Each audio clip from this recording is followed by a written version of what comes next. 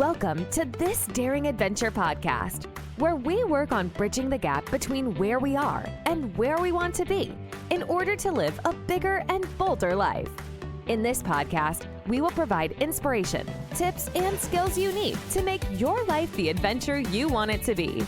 Here's your host, mindset mentor, and life coach, Trista Gurton.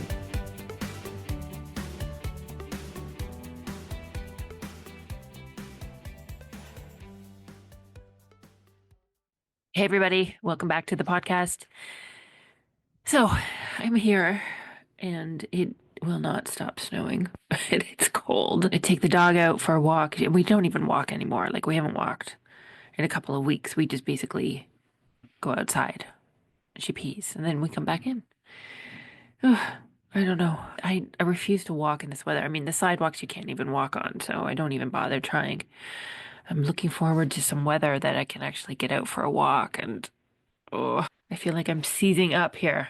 Anyway, I'm trying to stay warm. I hope you're staying warm too, wherever you are. Definitely not spending winter here again. Sorry, Canada. I love you, but no. All right. So today I wanted to talk about self-belief. And it's cultivating self-belief. And that is a skill. And I think it's one of the most important skills that we can do, or we can create for ourselves, or we could build for ourselves. And this is really the foundation for everything. And I feel like I say that a lot. But if you want to go to the next level, if you want to succeed, you want to change, you want to grow, it doesn't matter whether it's in your career or relationships or business or life, self-belief is non-negotiable. You really need to be able to cultivate that for yourself. I think so many times we are looking externally for other people to believe in us, to validate us, to appreciate us, to respect us. But these are things that really need to come from ourselves. And if you know how to cultivate that, if you know how to build that, you know how to give that to yourself every day, anytime you need it, then really the world is your oyster. And I'm working actually on a mini course right now called the Validation Shift. And that's going to be going into looking externally for validation, appreciation, respect, and why that doesn't work. So today, part and parcel of that is self-belief, and it is something that you can cultivate. We tend to believe that self-belief is something either that we have or we don't, and that some people are just naturally confident and the rest of us have to struggle. But that's not true per se. And our brain likes to tell us that, but it is basically a lie, because self-belief is a skill. It's a mindset, and it is something that you can build, and it is something that you need to build if you want to live a bigger and bolder life. We're going to look at that to help you understand where you might be getting stuck and how to move yourself forward. And I'm also going to give you a little bit of an outline as to how you can start to do this for yourself. So let's go. Right now, you might think that the reason you don't fully believe in yourself is because of past failures. It's because you haven't hit your goals yet, or because you don't have enough proof that you can succeed. And here's the truth. Your lack of self-belief has nothing to do with what's happened in your life, and it has everything to do with what you keep thinking. I want you to really think about that. Your self-belief doesn't have anything to do with what's happened in your life. It has nothing to do with your past. It has to do with what you're thinking currently. And your brain is wired to scan for evidence of what it already believes. What you focus on, you will find evidence of, you will find more of. And if you keep telling yourself, I've never done this before, so I probably can't, or I didn't do it before, I failed, so I can't do it now, then that's what your brain will focus on, and that's what it will find evidence for. And this is where most people get stuck. They think confidence comes from evidence. They think that success will make them believe in themselves. But that's backwards. Belief needs to come first, and then success follows. There are a few examples here. The first is obviously if you look at somebody like, let's say, Oprah. She didn't have a path paved for her. She didn't have any evidence that she could do it or that anybody else around her had done it, achieved the level of success that she's achieved. She didn't wait, though, for external proof that she would succeed. She had to believe first and take action. And the more you believe, the more you're going to take action, that you'll show up completely differently. And the same principle applies to you. Once we become adults, we become so fixated on what we've done before and what we make that mean is possible for us in the future. But really, if you think about it, we went through our entire childhood and adolescence doing things that we had never done before and failing and making mistakes and not doing it well. I mean, just look at walking.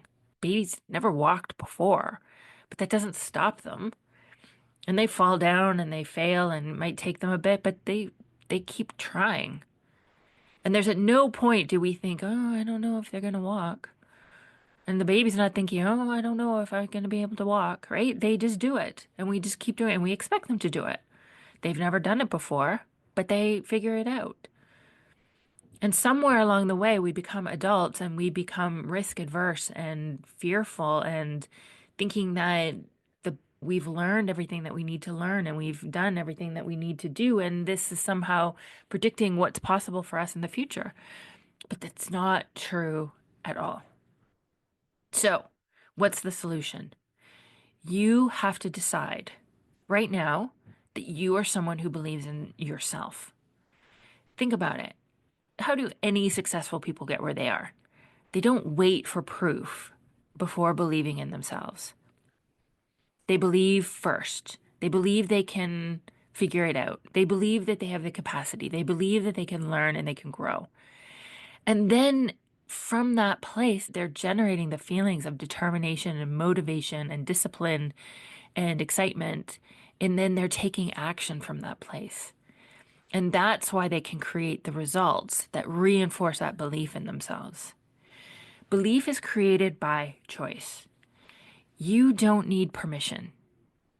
You can think whatever you want. You can believe whatever you want. Really think about that. And you don't need any external validation. You don't even need proof.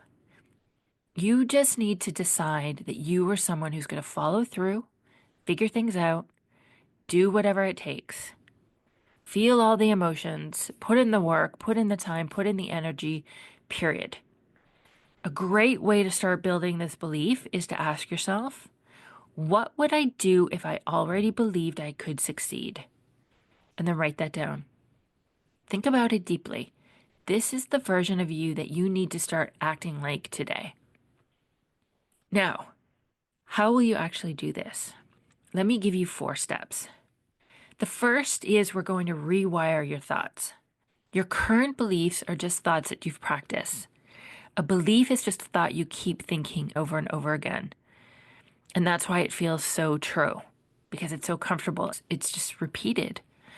If you want different beliefs, you need to practice different thoughts. Start by choosing one belief you want to cultivate. Maybe it's, I'm capable of figuring anything out. Repeat it, write it down, practice it daily, put it on sticky notes, write it on your mirror, put it on your phone, set an alarm, take a look at it, practice it, write it down in your journal.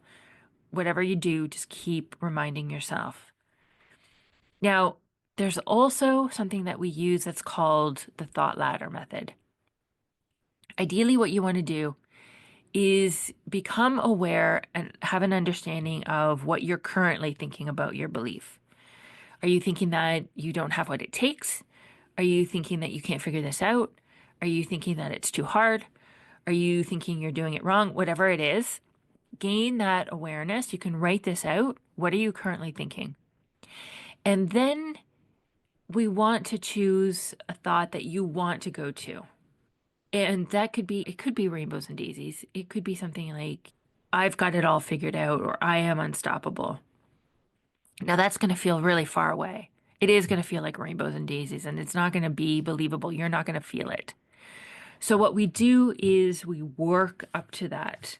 We choose thoughts that move us there. So, if you're believing like you don't have what it takes, you want to choose a new thought that feels better, a little bit better, a little bit more believable.